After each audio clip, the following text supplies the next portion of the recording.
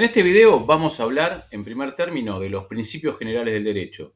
Y en particular nos vamos a referir a aquellos principios que rigen la materia vinculada a relaciones internacionales.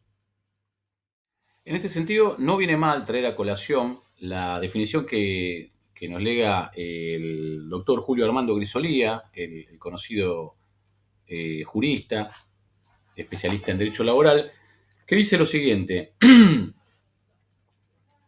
los principios generales del derecho son pautas superiores emanadas de la conciencia social sobre la organización jurídica de una sociedad.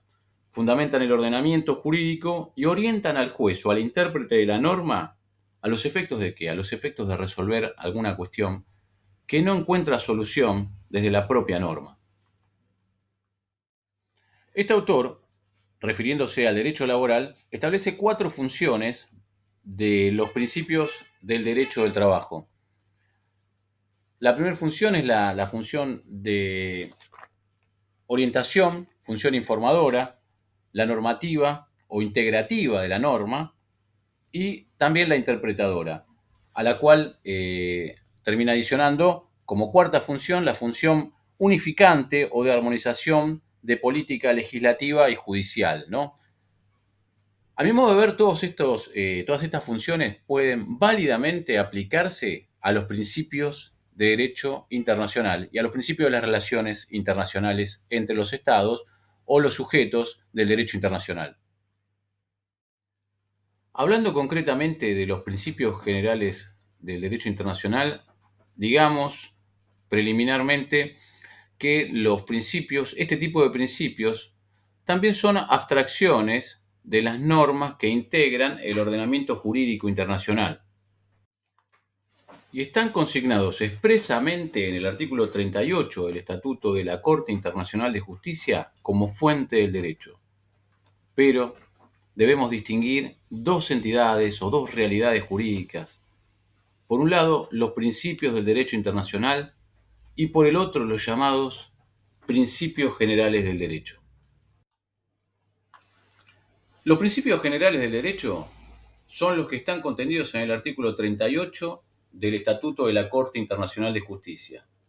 Estos son los principios generales de derecho reconocidos por las naciones civilizadas, los cuales serán, entre otras fuentes, considerados por la Corte en la solución de los casos que sean sometidos a su conocimiento. Estos principios serían enunciados emanados de los ordenamientos nacionales, de los ordenamientos locales, y no de creación a nivel internacional. Son los principios que los estados reconocen en sus ordenamientos internos, que podrán ser elevados al nivel de fuente del derecho internacional público. Por tanto, estos principios no pertenecen al derecho internacional público en su origen, sino más bien son aquellos contenidos en los ordenamientos jurídicos locales o nacionales. Por otro lado, los principios del derecho internacional público no son aquellos que hemos tratado recién, que hemos referido, contenidos en el artículo 38 precitado, y por tanto no son derivados de los órdenes nacionales, de los órdenes locales. Los principios del derecho internacional público, corresponden a principios propios de la especificidad del derecho internacional público. Si consideramos entonces que los principios generales del derecho, estos previstos en el artículo 38 como fuente, ¿no?, tienen una función procesal o son extraídos como función instrumental, por el contrario, los principios de derecho internacional público serán aquellos a los cuales les corresponde una función sustantiva o de fondo. Ahora bien, ¿cuáles son estos principios del derecho internacional público? Bueno, son aquellos que el tráfico internacional requiere para su adecuado desarrollo, que propenden a las relaciones internacionales.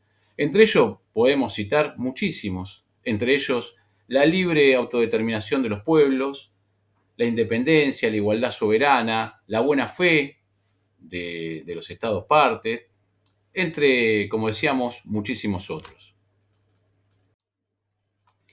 Estos últimos son los principios que sistematizan potestad, costa y ruda, como rigiendo la vida internacional, tales como el principio de igualdad jurídica, el principio de identidad, el principio de respeto mutuo, el principio de defensa propia, el principio de intercambio y el principio de jurisdicción exclusiva. Nos vemos en la próxima.